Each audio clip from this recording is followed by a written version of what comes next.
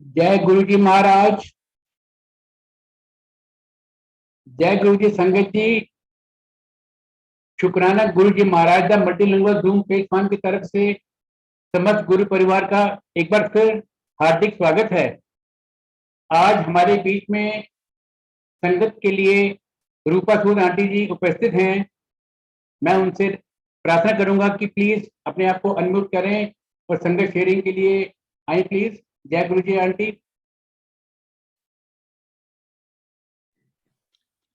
जय गुरु जी अंकल जी। जय गुरु जी संगत जी। शुक्राना गुरु जी महाराज for giving me this opportunity to do the satsang on multilingual group. Uncle, hello. Hello uncle, आवाज आ रही है मेरी? आंटी, हेलो आंटी आवाज आ रही है आपकी? ठीक है, मैं सत्संग स्टार्ट करूं? हाँ प्लीज। जय गुरु जी आंटी। जय गुरु जी अंकल जी।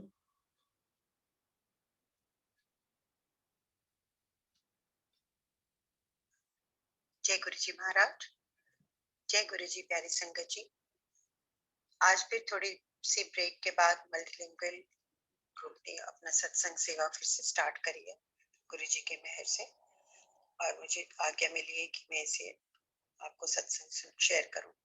हमारे में इतनी कैपेसिटी तो नहीं है कि हम गुरु जी के बारे में कुछ भी ज्यादा बता सकें, लेकिन फिर भी कोशिश करूंगी कि मैं जो भी बताऊं आपको दिल से बता पाऊं।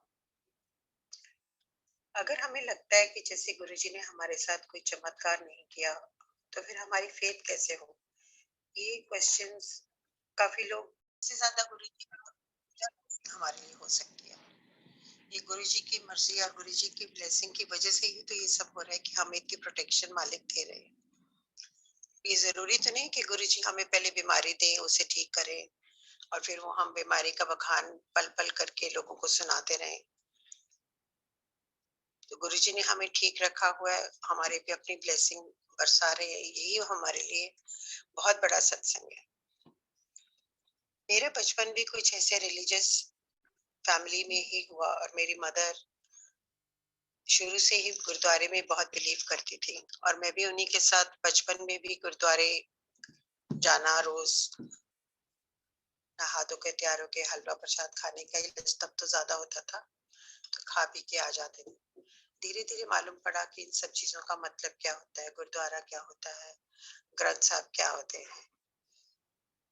तो ये सब चलते चलते थोड़ा थोड़ा विश्वास भी होने लगा और फिर बढ़ती चली गई।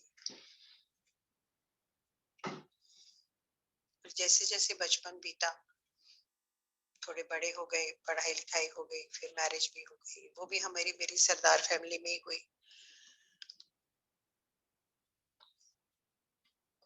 फैमिली में भी मुझे बहुत अच्छी फैमिली मिली, मेरे इन लॉज, मेरे हस्बैंड, फिर गुरुजी ने बहुत प्यारे प्यारे बच्चे ब्लेस किए। तो लाइफ बहुत अच्छे से ही निकल रही थी। उन्हीं दिनों में फिर गुरुद्वारे से मेरा साईं बाबा की तरफ रुख हुआ। वहां से जैसे गुरुजी का ये स्टेपिंग स्टोन था, साईं बाबा मंदिर में रोज जाती थी और कम से कम 15-16 साल में साईं बाबा के मंदिर जाती रही। रोज जाना, रोज वहां पे अपनी अटेंडेंस लगानी, चाहे मंदिर बंद भी हो जाता था लेकिन फिर भी रोज रात को जाके मैं मत्था टेकती, वहां 5 मिनट 10 मिनट खड़ी होके बाबा से अपने दिल की बातें करती। और मुझे यूं ही लगता था कि जैसे बाबा भी मुझे जवाब दे रहे हैं कि मेरी लाइफ में कुछ प्रॉब्लम है तो उसका सोल्यूशन भी बता रहे हैं, कुछ खुशी है तो वो मेरे साथ बांट रहे हैं। तो बहुत टाइम में वहां खड़ी रहती और अगर हॉल खुला होता तो वहां बैठ के दरबार में बैठ जाते और बाबा के साथ दिल की बातें मैं करती रहती थी। वहीं से मुझे लगा कि जैसे गुरुजी ने अपनी तरफ मेरा रास्ता कुछ बनाया है और मुझे आस्ते आस्ते उन्होंने अपने चरणों में बुला लिया। यूं मेरे बच्चों की शादी फिक्स होने वाली थी और मेरी जो समधन है वो गुरुजी के पास पहले से ही जाती थी।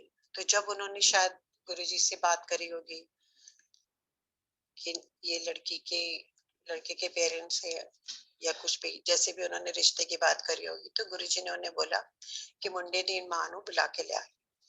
तो उन्होंने भी मुझे पहले बताया कि गुरुजी आपसे मिलना चाहते हैं, लेकिन मैं कभी पहले गुरुजी से मिली नहीं थी। फिर उनके कहने पर 2-3 बार कहने पर मैं एम्पायर स्टेट गई, लेकिन जैसे ही मैं वहां पे एम्पायर स्टेट पहुंची और पहले ही कदम वहां नीचे हॉल की तरफ रखा जहां गुरुजी बैठे हुए थे अपने गद्दे में, एक अजीब ही औरा था वहां पे। गुरुजी के चारों तरफ, गुरुजी व्हाइट चोले में और उनके चारों तरफ एक व्हाइट ऑरा, यूं लग रहा था जैसे चांद में, जैसे कोई, पता नहीं क्या वर्ड्स मेरे पास डिस्क्राइब करने के लिए नहीं है। इतनी चमक और इतना ऑरा उनका कि बिल्कुल मैं आंखें ही नहीं मिला पाई और उनके चरणों से ऊपर भी नहीं देख पाई। इतना डिवाइन ऑरा था कि बस देखते ही देखती रह गई।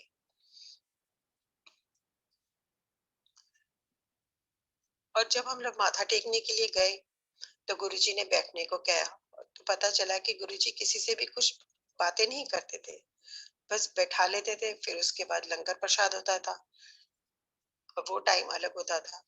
लेकिन जब लंगर प्रसाद के बाद लोग मत्था टेकने जाते थे तो गुरुजी कई लोग संगत को अपने वहां बैठने की आज्ञा देते थे और कईयों को बोल देते थे कि ठीक है अब आप जाओ, घर जाओ। और हमारे साथ ज्यादातर ऐसे ही हुआ कि जैसे ही लंगर प्रसाद खत्म हुआ, हम लोग मत्था टेकने के लिए गए तो गुरुजी ने हमें बैठने को बोल दिया।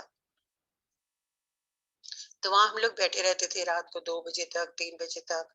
उसी दौरान कई बारी प्रसाद भी मिल जाता था दोबारा खाने के लिए, चाय प्रसाद भी मिल जाती थी।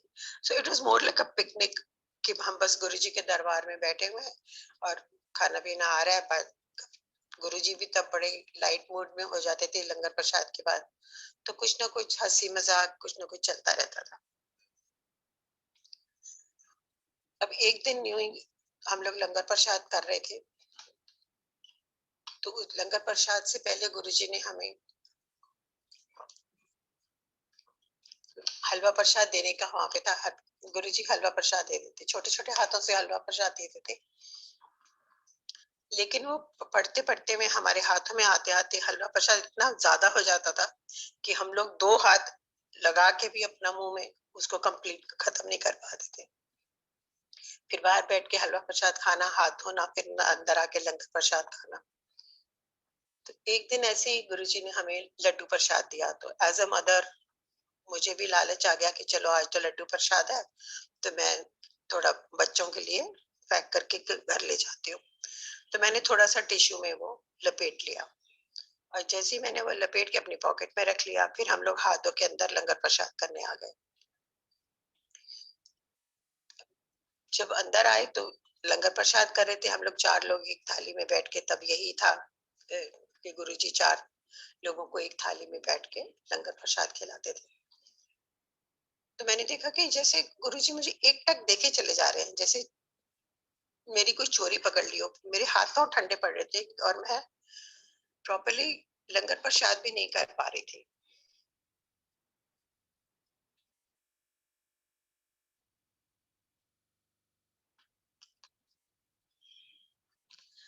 तो थोड़ी देर बाद उन्होंने एक अंकल को इशारा किया और उनको कुछ कान में बोला, और जैसे ही सबका लंगर प्रसाद खत्म हो गया तो वो अंकल ने खड़े होके बोला कि गुरुजी कह रहे हैं कि जिन लोगों ने प्रसाद छुपाया है वो यहीं बैठ के खाएं, वो उन्हीं की ब्लेसिंग है और वही ब्लेसिंग उनके बच्चों को, उनके घर वालों को, सबको मिलेगी। कि जो प्रसाद यहाँ मिला है वो यहीं पे खाने के लिए है। तब मुझे पता चला कि गुरुजी मुझे एकटक क्यों देके चले जा रहे थे और मेरी इतनी हालत वहां खराब हो गई कि समझ में नहीं आया कि पॉकेट में से प्रसाद निकालूं कैसे। फिर भी बड़ी हिम्मत करके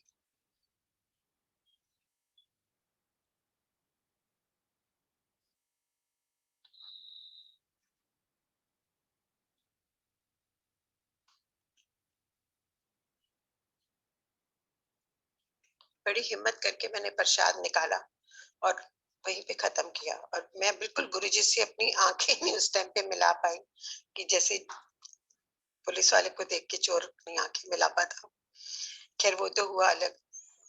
तो इससे हमें यही, गुरुजी ने हमें यही बताया कि जो प्रसाद हमें मंदिर में मिलता है वो हमें मंदिर में ही खत्म करना है। घर वालों के लिए हमें ले जाने की जरूरत नहीं है, क्योंकि गुरुजी हमेशा ही कहते हैं कि जो प्रसाद तुमको यहाँ मिला है, तुमने खा लिया, वो तुम्हारा पूरा घर, तुम्हारी फैमिली सब ब्लेस हो गए हैं इससे। तो हम लोगों ने फिर वो प्रसाद खाया और अपना गुरुजी से आज्ञा लेने गए, तो गुरुजी ने वहां बैठा लिया। फिर वहां बैठे रहे बहुत टाइम, और उन्हीं दिन फिर उसके बाद में हमारी गुरुजी ने कोई शादी के बारे में बातचीत नहीं करी, कुछ नहीं करा। तो मैं भी सोच रही थी कि अभी बताएंगे गुरुजी भी क्या करना है, कि मुंडे दी माँ गुरुजी ने पसंद आई है नहीं पसंद आई, क्या बातचीत करनी है। तो फिर आंटी ने गुरुजी से डेट वेट की बात की होगी या कुछ भी बोला, तो गुरुजी ने उनसे बोला कि हाँ ठीक है, करो। तो शादी डेट फिक्स करनी है, तो उन्होंने पूछा कि कौन सी डेट फिक्स करें। तो गुरुजी से आंटी ने बोला कि ये लोग तो दिसंबर के एंड में कह रहे हैं। तो मेरे एंड में इसलिए कहा था कि मेरे सारे रिलेटिव्स जो है वो बाहर रहते हैं, तो सब दिसंबर एंड में ही आ सकते हैं। तो नॉर्मली इंडियन फैमिलीज में क्या होता है कि 12-13 को तारा डूब जाना दिसंबर में, उसके बाद शादी नहीं करनी, सबको यही वहम लगा रहता है। तो गुरुजी ने कहा नहीं कोई गल नहीं, दिसंबर एंड करना तो दिसंबर एंड कर दो। तो गुरुजी ने 25 दिसंबर की डेट फिक्स कर दी ना। क्यों, इससे हमें गुरुजी का एक और संदेश मिलता है कि गुरुजी कहते हैं कभी भी किसी डेट में, दिन में, रंगों में बिलीव नहीं करना। सब दिन गुरुजी के बनाए हुए हैं, सब घड़ियां गुरुजी की बनाई हुई हैं।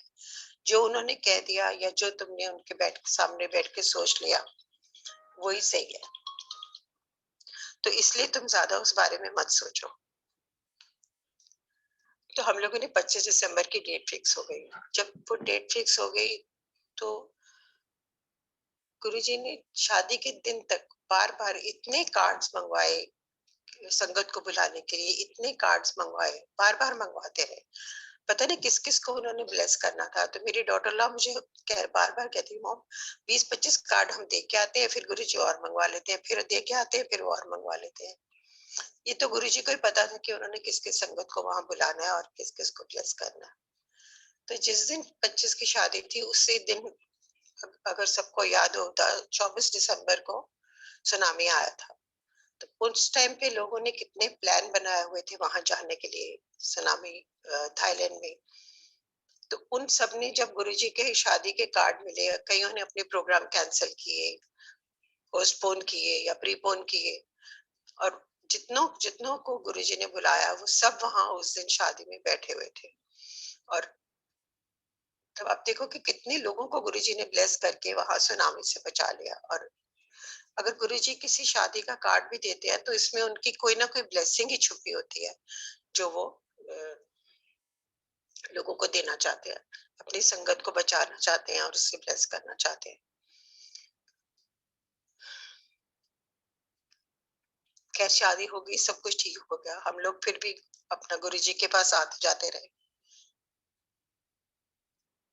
एक दिन वैसे ही गुरुजी के दरबार में बैठे हुए थे, तो एक अंकल ने आके गुरुजी के हाथ में एक पाउच पकड़ाया, जिसमें कुछ छोटे छोटे पाउच थे। तो गुरुजी यूं ही एक एक छोटा सा पाउच थैली में से निकालते और संगत की तरफ देखते, और फिर किसी को इशारा करते और बुलाते, और वो पाउच उनको दे देते। तो मैं तो यही सोचती रही कि गुरुजी दे रहे हैं मेरे, मैं तो इतनी पुरानी संगत भी नहीं हूँ, अभी अभी तो मेरा आना ही शुरू हुआ है, गुरुजी मुझे थोड़ी कुछ देंगे, और फिर पता नहीं क्या दे रहे हैं। तो सडनली मैंने देखा कि पूरे सारे पाउच खत्म हो गए। थैला, जो बड़ा वाला थैला, वो गुरुजी ने अंकल को वापस दे दिया, और एक लास्ट पोटली छोटी सी गुरुजी के हाथ में पकड़ी हुई थी, जो वो अपने अंगूठे और इंडेक्स फिंगर से बार बार हिला रहे थे, जैसे उसको रब कर रहे थे। तो सारे लोग अपना, कोई वैसे बैठा था, अपने ध्यान में बैठे हुए थे लोग, तो मैं भी बैठी हुई थी, पर मेरा जो अंदर से दुख दुखी मची हुई थी, मैं कहा अब तो लास्ट रह गया, मुझे तो कुछ मिलने वाला है नहीं। चलो खैर कोई बात नहीं, गुरुजी की मर्जी, जिसको उन्होंने ब्लेस करना है उसी को मिलेगा, जो कुछ भी है। सडनली उन्होंने अपना एक उंगली से इशारा किया, तो मुझे बिलीव नहीं हुआ कि वो मुझे बुला रहे हैं। तो मेरे साथ में आंटी बैठी थी, उन्होंने मुझे बोला कि आंटी आपको गुरुजी बुला रहे हैं। मैंने कहा नहीं, मुझे नहीं बुला रहे होंगे, और शायद आपको बुला रहे हैं या उनको बुला रहे होंगे। कहती नहीं आंटी, वो आपको ही बुला रहे हैं। तो जैसे मैं गुरुजी के पास उठ के गई, एकदम से, मतलब इतनी ज्यादा इमोशनल हो गई थी कि मेरे से खड़ा भी नहीं हुआ जा रहा था, और मत्था टेकने के लिए मैं झुक नहीं पा रही थी। तो मैंने जैसे ही मत्था टेका, तो गुरुजी ने वो पाउच मेरे हाथों में पकड़ा दिया, और बहुत देर तक वो हाथ गुरुजी के मेरे हाथों में पड़े रहे। उन्होंने पाउच को छोड़ा नहीं, और मैं भी ऐसे हाथ फैला के बस उनके हाथों का जैसे स्पर्श महसूस करती रही। और मतलब क्या ब्लेसिंग्स वो दे रहे थे मुझे, उससे ये मैं ही जानती हूँ या गुरुजी जानते हैं। तो वो पाउच उन्होंने मुझे दे दिया और मैं आके फिर उन्होंने कहा जा ऐश कर। तो मैं आके उठ के अपनी सीट पे बैठ के इतनी ज्यादा मैं ऑलरेडी इतनी इमोशनल हुई हो गई थी कि आधा घंटा तो मेरा रोना ही बंद नहीं हुआ, जैसे हिचके मार मार के मैं रोती रही। बहुत देर बाद फिर जब हम लोग उठे और लंगर प्रसाद के बाद गाड़ी में आए तो मैंने वो हल्के से पाउच खोला, क्योंकि क्यूरियोसिटी तो थी ही कि गुरुजी ने क्या दिया। और संगत जी, आप बिलीव करो, उस टाइम पे स्वरूप बहुत कम मिला करते थे और वो पाउच में इतना सुंदर गुरुजी का लॉकेट स्वरूप सिल्वर के छोटे से फ्रेम में बना हुआ था। और वो दिन है और आज का दिन है, वो लॉकेट हमेशा मेरे गले में रहता है, क्योंकि वो गुरुजी ने खुद ब्लेस करके दिया था और बोला था कि जा ऐश कर। और जब गुरुजी ने बोला है कि मुझे ऐश कर, आप बिलीव करो कि दिल जिंदगी में कई दुख आए, कई सुख आए।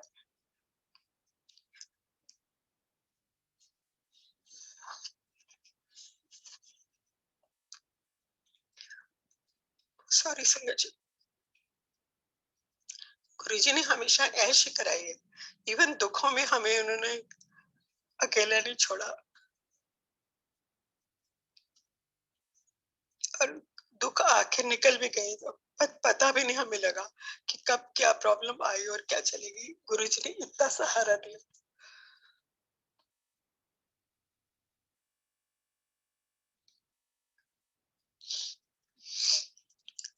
कोई प्रॉब्लम में भी हमें यूं ही लगता है कि जैसे हम गुरुजी ऐश ही करवा रहे हैं, क्योंकि बड़ी से बड़ी प्रॉब्लम को भी हमें वो इतनी हिम्मत दे देते हैं टॉलरेट करने की कि हमें लगता ही नहीं कि हमारी लाइफ में कोई ऐसी प्रॉब्लम आ रही है जिसकी वजह से हम इतना हिल जाएं। शुक्राना गुरुजी महाराज, शुक्राना मालिक।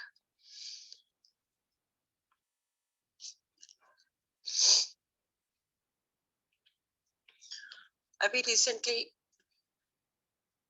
गुरुजी ने हमें फ्लैट की ब्लेसिंग दी। तो हम लोगों के फ्लैट की वो इंटीरियर चल रही थी, एक 4-5 साल पहले की बात है। फ्लैट के इंटीरियर्स चल रहे थे, तो हम लोगों ने जिस कमरे में सोचा था कि हम गुरुजी का दरबार लगाएंगे और वहां पे उनका मंदिर बनाएंगे, तो बहुत टाइम हम लोग उसी में उसके जो इंटीरियर था उसके दीवार के ऊपर हमने एक स्पेशल टाइल्स लगवानी थी। तो जब भी हम रात को कारीगर पूरी दीवार खत्म करके जाता और तराई कर जाता, लेकिन सुबह जब हम लोग आते तो वो दीवार की सारी टाइल्स नीचे गिरी पड़ी होती। फिर हम तो कारीगर को डांट लगाते कि तुम कैसा काम कर रहे हो, ठीक से नहीं कर रहे हो, सारी दीवारों की टाइलें बार बार नीचे गिर रही है। फिर वो लगाता तो अगले दिन फिर वो टाइलें नीचे गिर जाती। इस तरह 3-4 बार ही हो गया। और उसी चक्कर में काफी टाइलें जब गिरती थी नीचे तो टूट भी गई। अब टाइलें कम पड़ गई तो मुझे दोबारा ऑर्डर करनी पड़ी। दोबारा ऑर्डर करी तो वो टाइल वाला कहने लगा, अब तो ये स्पेशल कलर की आपने टाइल्स बनवाई हैं, इनको बनवाने में टाइम लगेगा, राजस्थान से बन के आई हैं, अब 2-3 महीने लग जाएंगे। मैंने कहा कोई बात नहीं, तुम 2-3 महीने लगा लो, हम बाकी जब तक काम खत्म करवा लेंगे फिर एंड में टाइल्स लगवा लेंगे। तुम मेरे को कलर वही चाहिए। तो उसी दौरान हमने बाकी कमरों का इंटीरियर्स करवाना शुरू कर दिया।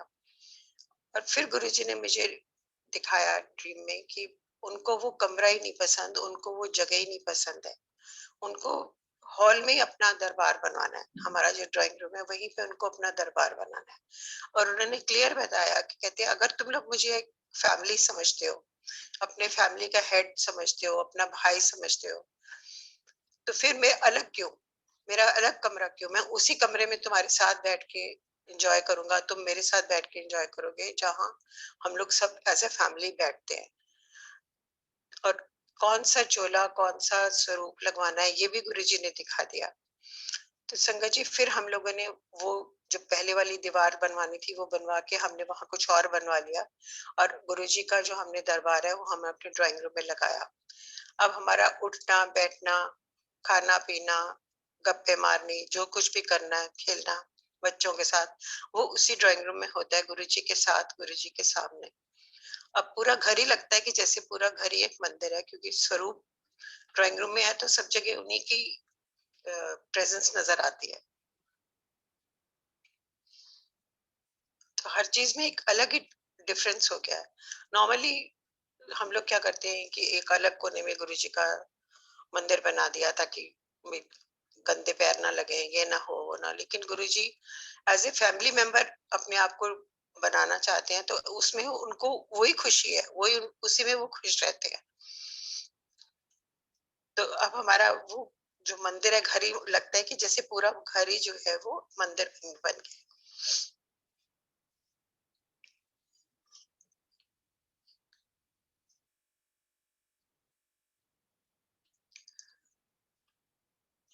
गुरुजी से मिलने से बहुत टाइम पहले से मुझे कुछ प्रॉब्लम्स चल रही थी, जिसकी वजह से डॉक्टर्स ने मुझे मेजर सर्जरी करवाने के लिए बोला था, लेकिन मैं वो टाल-मटोल कर रही थी क्योंकि मैं सर्जरी करवाना नहीं चाहती थी।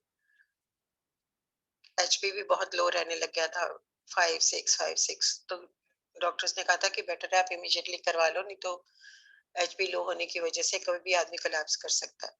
पर मैं टाल-मटोल करती जा रही थी, और उन्हीं दिनों फिर मेरे बेटे की शादी की भी बातचीत हो गई। और शादी से जब 2 साल पहले की ये बात है, तो जब हमारा ये सर्जरी का प्लान बन रहा था, इसी चक्कर में 2 साल निकल गए थे। तो हमने कहा चलो अब तो शादी आ गई है, शादी के बाद करवा लेंगे। अब वो शादी तो जैसे एक बहाना ही था, गुरुजी ने अपनी शरण में बुलाया, और वो शादी के बाद क्या उन्होंने ब्लेसिंग्स दी, क्या मेरा ट्रीटमेंट किया कि वो ऑपरेशन जो मेरा होना था, वो आज तक नहीं हुआ, और मेरी प्रॉब्लम भी अपने आप भी गुरुजी ने सॉल्व करवा दी। एचबी भी मेरा ठीक रहने लग गया, और जो छुट-पुट उसके आगे-पीछे की जो छोटी-मोटी प्रॉब्लम साथ में चल रही थी, वो भी सब गुरुजी ने अपनी ब्लेसिंग देके ठीक कर दी। उन्हीं दिनों की बात है, मैरिज के बाद की।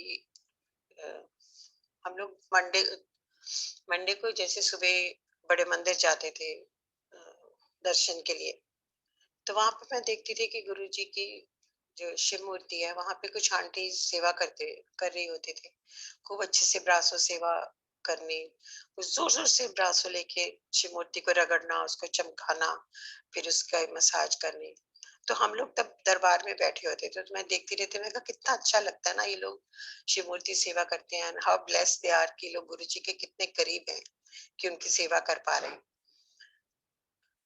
तो मेरे शोल्डर में उन दिनों में बहुत ज्यादा पेन रहता था, लाइक फ्रोजन शोल्डर हो गया था। मैंने कहा अगर बाय चांस मुझे अगर किसी आंटी ने कह भी दिया कि आंटी चलो आप आओ सेवा करो, तो मैं तो कर ही नहीं पाऊंगी, मेरे तो शोल्डर में इतनी ज्यादा दर्द है।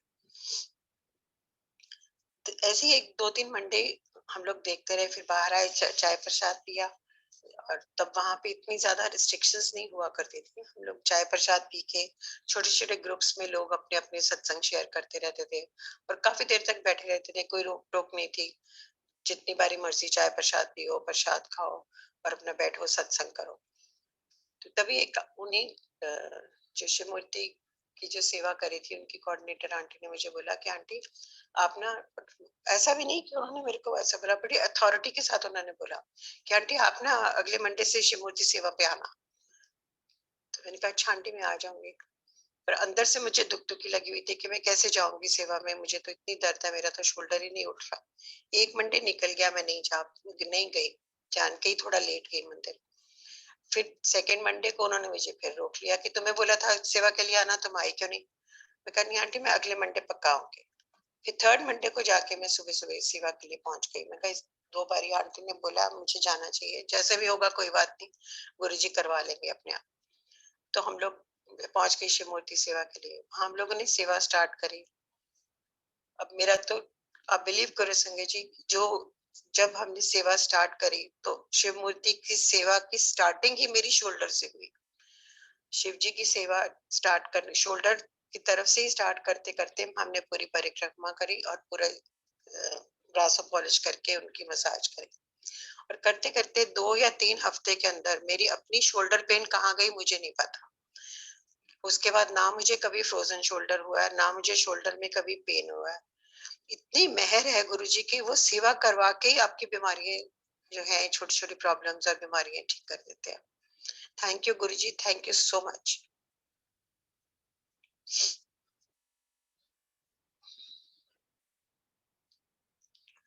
यूं ही मंडे को जैसे हम लोग सेवा खत्म करने के बाद दरबार में बैठे होते थे, मंत्र जाप सुनते रहते थे थोड़ी देर, फिर अपना बाहर आके बैठ जाना। तो एक दिन ऐसी रात को गुरुजी ने मुझे ड्रीम में दिखाया कि हम लोग हॉल में बैठे हुए हैं, सब बहुत संगत भरी हुई है। तो गुरुजी बार बार मुझे इशारा करके सीलिंग की तरफ दिखा रहे हैं। तो मैं ऊपर देखती हूँ तो जो ऊपर शैंडलियर लगा हुआ है उसमें इतने जाले लटक रहे हैं। तो गुरुजी ने मुझे इशारे से बताया कि जैसे तुम लोग इतनी सेवा करते हो, शिव मूर्ति करते हो और बाकी मंदिर साफ करते हो, किसी का भी ध्यान ऐसे शैंडलियर की तरफ नहीं गया कि उसमें कितने जाले लटक रहे हैं। तो मैंने उसी टाइम से जैसे ही मेरी ड्रीम टूटी, मैंने अगले मंडे आंटी को बोला, मैं कहा आंटी हम लोगों को ना शैंडलियर सेवा करनी है, देखो कितने जाले लटक रहे हैं। और एक्चुअली जब सबने ऊपर देखा तो इतने जाले लटक रहे थे, हमें अपने आप पे इतनी शर्म आई कि हम लोग नीचे तो इतनी सफाई करते हैं और किसी का भी ध्यान ऊपर नहीं गया कि शैंडलियर में इतने जाले लटक रहे हैं। तो फिर हमने माली अंकल को बुलाया और शैंडलियर नीचे करवाया। फिर शैंडलियर सेवा हुई, जाले साफ हुए, पूरे सब एक एक क्रिस्टल की उठा के हम धुलाई हुई सब, फिर वापस शैंडलियर ऊपर गया। उसके बाद से शैंडलियर सेवा एज अ रेगुलर उसकी सेवा स्टार्ट हुई है, शैंडलियर की सफाई होनी शुरू हो गई। यूं ही करते कर जब हम लोग बैठे होते थे बाहर, कभी रात को लंगर प्रसाद के लिए जाना, तो किचन के बाहर बैठी होती थी मैं। तो आंटी, किचन की आंटी भी ऐसे घूम रही होती थी जो सेवा करती थी, को टोपी पहन के अंदर बाहर अंदर बाहर। तो ऐसे एक दिन मन में आया कि गुरुजी मुझे भी ना ऐसे टोपी पहन के मंदिर में घूमना है। तो बस वह फॉर ए सेकंड, जैसे फ्रैक्शन ऑफ ए सेकंड ध्यान में आया, उसके बाद खत्म हो गई। हाथ हुथ धोए, हमने लंगर कर लिया, हम लोग घर आ गए वापस। तो 2-3 मंडे के बाद हमारे किचन कोऑर्डिनेटर की आंटी, वो भी हमारे साथ मंडे को सेवा करती थी, तो उन्होंने मुझे बोला कि आंटी आप मंडे को किचन सेवा करना चाहोगे? तो मैंने कहा आंटी जरूर कर लेंगे।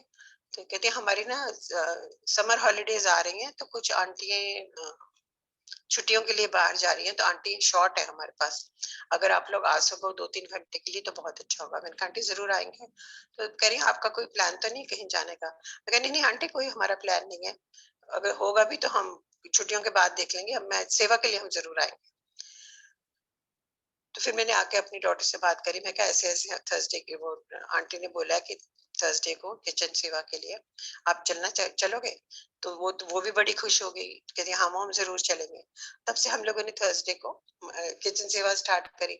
अब स्टार्ट तो जैसे 2-3 घंटे के लिए आंटी ने बोला था, 2-3 घंटे के लिए, तब इतना ज्यादा लंगर प्रसाद भी नहीं होता था, इतनी ज्यादा संगत भी नहीं होती थी, तो 3-4 बजे तक सब फ्री हो जाते थे। तो हम लोगों ने अब लंगर सेवा स्टार्ट करी, 3-4 बजे फ्री हो गए, चाय प्रसाद पिया और घर आ गए। आस्ते आस्ते संगत बढ़ती गई, आस्ते आस्ते सेवा के आवर्स भी बढ़ते गए। फिर कहाँ 2 घंटे की सेवा हमारी करते करते फिर हम लोग लंगर प्रसाद तक, रात तक वही रुकते थे और लंगर प्रसाद करके आते थे। तो आपके मन में छोटी सी एक इच्छा हुई कि आपको सेवा करनी है, तो गुरुजी ने वो भी आपकी वहां बैठे बिठाए पूरी कर दी। और ना आपको किसी की सिफारिश की जरूरत है मंदिर में जाके, ना किसी को कहने की जरूरत है कि मेरी सेवा यहाँ लगवा दो या मुझे ये करवा लो या मुझे वो करवा लो। आपके मन में कोई भाव अगर आया है सच्चे मन से, तो गुरुजी जरूर पूरा करते हैं। And it is my personal experience कि जब भी कोई मन में बात आई है, वो मैंने देखा है कि गुरुजी जरूर पूरी करते हैं, एज लॉन्ग एज कि वो बात किसी और को हार्म ना करे।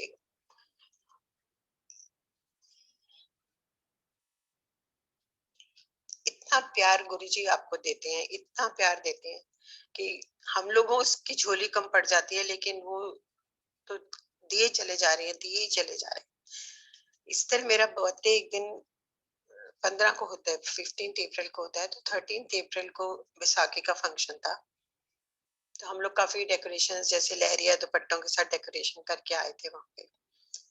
तो 15 को मेरा बर्थडे था, तब उस दिन मंदिर बंद था, पर मेरे को तो मंदिर जाना था गुरुजी से ब्लेसिंग लेने के लिए। तो हम लोग मंदिर पहुंचे, तो अंदर मत्था टेकने के लिए गए, दीपक अंकल जी शायद बाहर बैठे थे।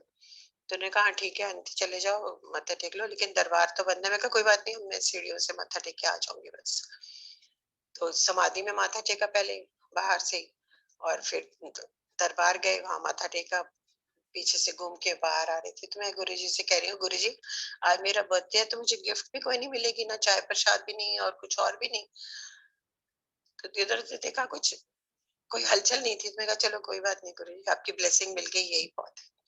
तो संजय जी आप बिलीव करो, समाधि में मैं मत्था टेकने और आज्ञा लेने के लिए आई हूँ। तो वहां पे हमने गोल सा गेट बनाया था लहरिया दुपट्टों का। तो जैसे ही मैं मत्था टेक के ऊपर उठी हूँ, तो उधर से एक दुपट्टा लहरिया दुपट्टा लहर खाता खाता आके बिल्कुल ऐसे मेरे सिर के ऊपर आके गिरा। और जैसे गुरुजी कह रहे हो कि ये ले तेरी बर्थडे गिफ्ट, और मैं तो बिल्कुल एकदम हक्की पक्की हो गई गुरुजी को देखती रह गई, और वो दुपट्टा संभाल के मैंने एकदम से उठाया और उसको लपेट के अपने हाथ में पकड़ा। और अंकल देख रहे थे, अब मेरे को समझ में नहीं आ रही थी कि मैं लूं कि क्या करूं। तो अंकल कहने लगे नहीं नहीं आंटी ले जाओ, लगता है ये आप ही की ब्लेसिंग के लिए ही उतर के आया नीचे। तो मैंने वो दुपट्टा उठाया और गुरुजी को बार बार थैंक यू किया और आ गई। इतना गुरुजी ने आप प्यार दिया है और इतना खुशियां दी हैं कि मतलब मैं बयान करना बड़ा मुश्किल है। थैंक यू गुरुजी।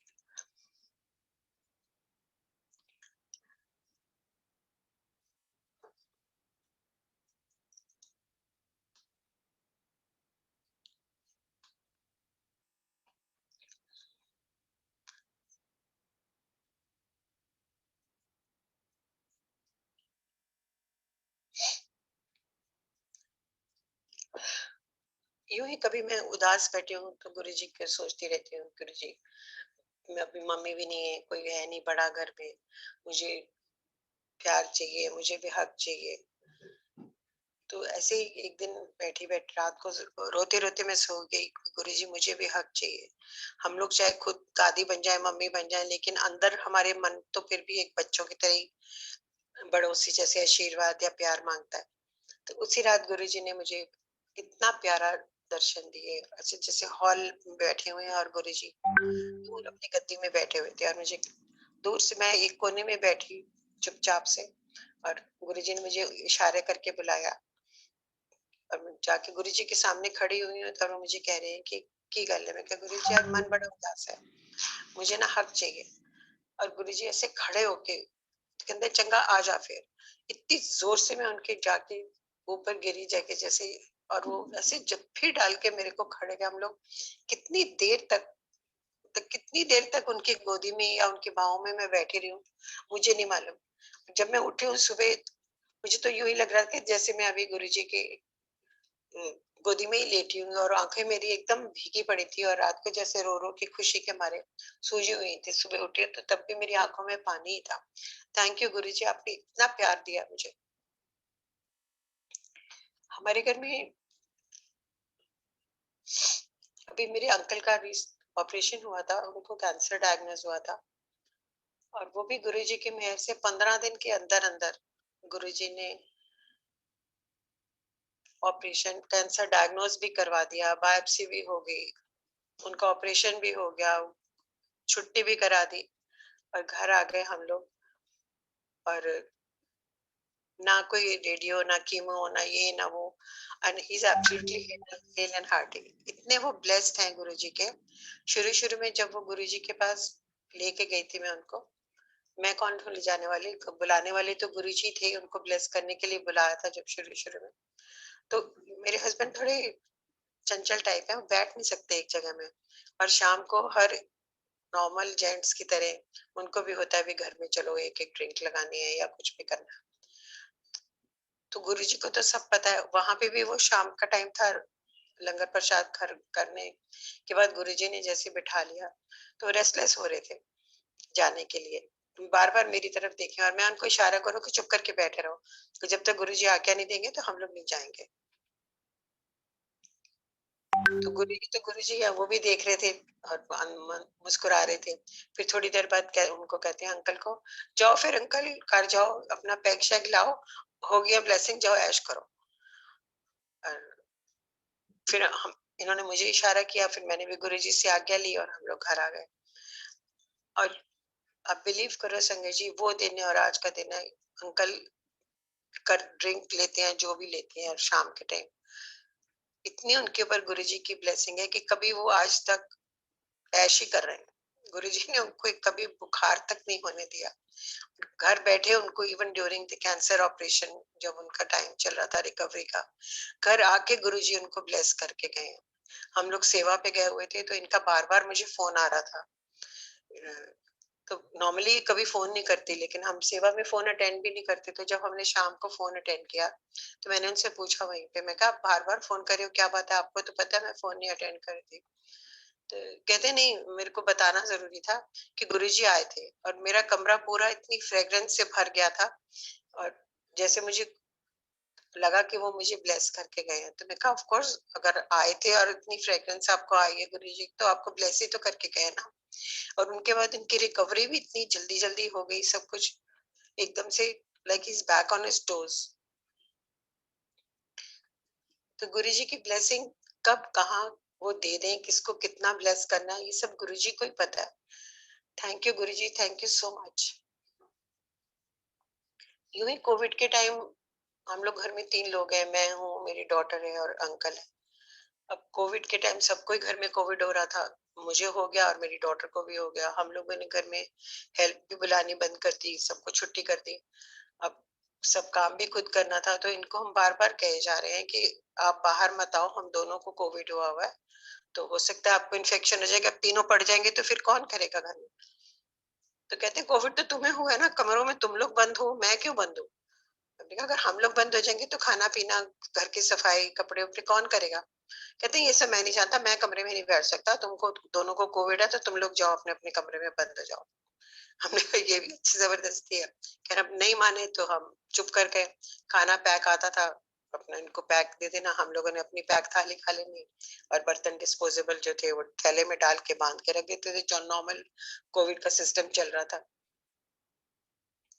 अब हम यहाँ को एक ही घर में रह रहे हैं, 2 लोगों को कोविड हुआ है, तीसरा इतना ज्यादा एक्सपोज है हमारे साथ कि एक ही घर में हम लोग सांस ले रहे हैं।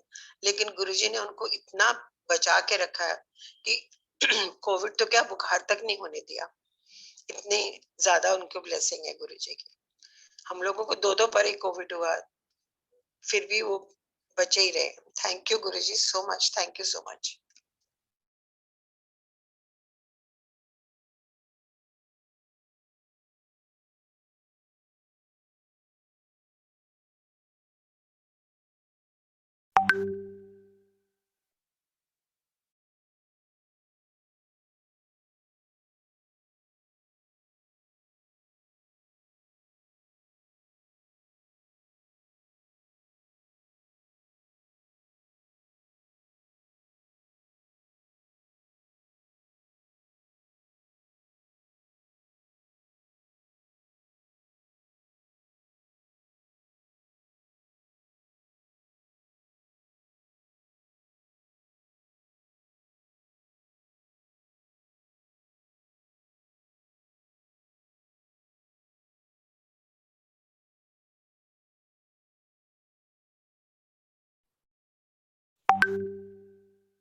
जय गुरुजी aunty. Auntie, we are not able to find you in a participant list.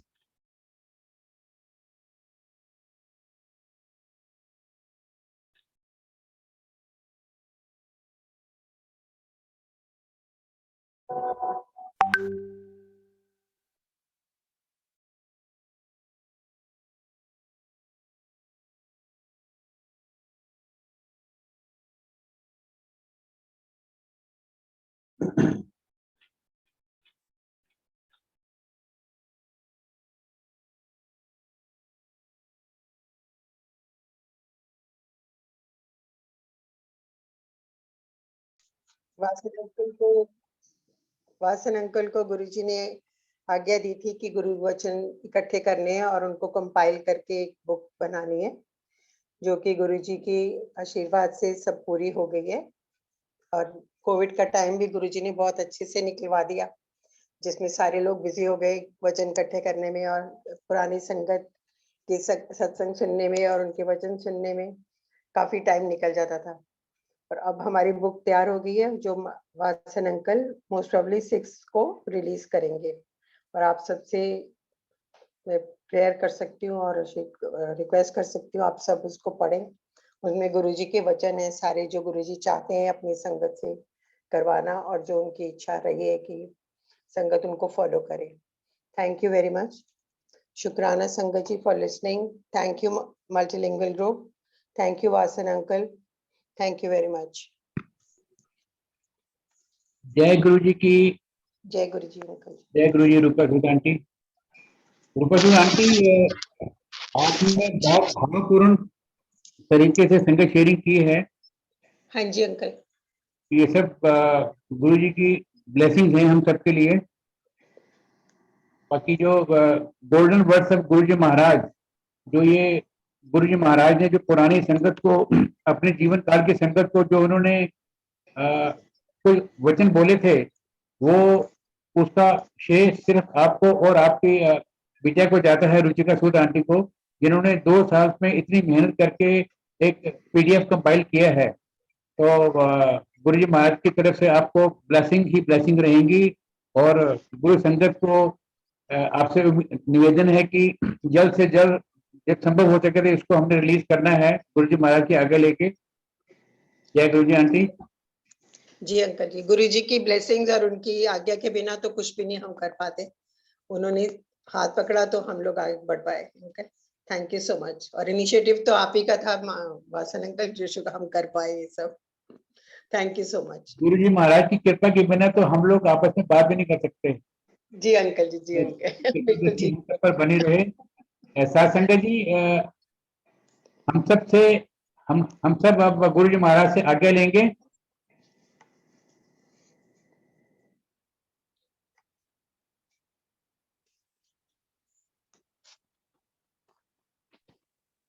आज्ञा गुरु जी, शुक्राना गुरु जी, आज्ञा गुरु जी महाराज। शुक्राना गुरु जी, मेहर गुरु जी। आज्ञा